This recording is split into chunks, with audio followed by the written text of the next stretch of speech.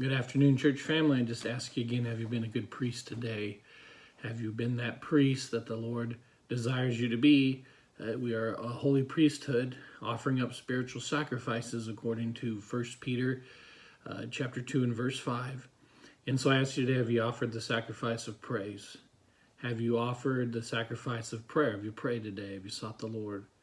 Have you offered the sacrifice of a broken and contrite heart today? Have you been broken before the Lord today? Have you been humble before Him? Have you offered the sacrifice of service? Has you found a way to serve the Lord today? Have you maybe invited someone to watch our Easter broadcast, or handed a tract to someone, or even tried to witness to someone and find a way to serve the Lord today? Have you offered service to God? Have you offered your body a living sacrifice today? Have you said, God, this is yours, and I'm going to do with it what you want? Have you surrendered to His will? And then one more sacrifice we want to look at, another spiritual sacrifice in the Bible, is found in Philippians chapter 4. And in verse 15, it says in Philippians 4:15, "Now you Philippians know also that in the beginning of the gospel, when I departed from Macedonia, no church communicated with me as concerning giving and receiving, but ye only. For even in Thessalonica ye sent once and again unto my necessity. Not because I desire a gift, but I desire fruit that may abound to your account. But I have all and abound.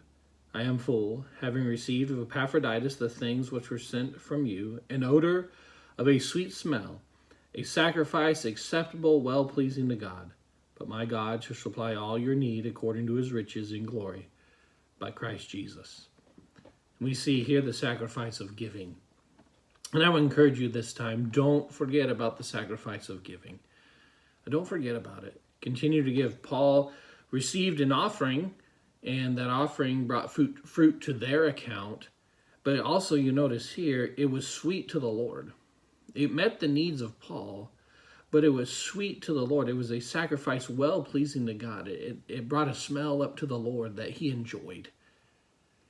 And so I want to encourage you to be a giver during this time. Don't forget about your tithes and offerings, and make sure you're giving to the Lord. And the Lord will use that to meet the needs of His church and of course, meet the needs of our missionaries. Don't forget to give to missions. And just remember, we give to the Lord, and we do it because it's pleasing to Him. And so make sure that during this time, you're offering that sacrifice of giving. You're making sure your tithes and your offerings are given, your missions giving is turned in, and make sure you do that. And offer those sacrifices. It's sweet to God. Be a good priest. Be a good priest today. I'm looking forward to tomorrow's message and on the resurrection and the life, and looking at the resurrection of Jesus Christ and that He is our life. It'll be a gospel message, great opportunity for your friends to hear the gospel. I encourage you to invite them to tune in to the message. Sunday school will be looking at that I may know Him and the power of His resurrection.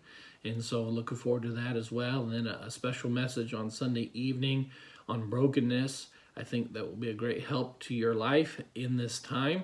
And so I encourage you to be faithful to the broadcast and tuning in, and just be that good priest. Look to serve the Lord through this time, and be praying, church. Pray for your country. Pray for one another. Seek the Lord. Seek His face. Be that holy priest. Offer those spiritual sacrifices. All right, church. Love you. We'll talk to you later.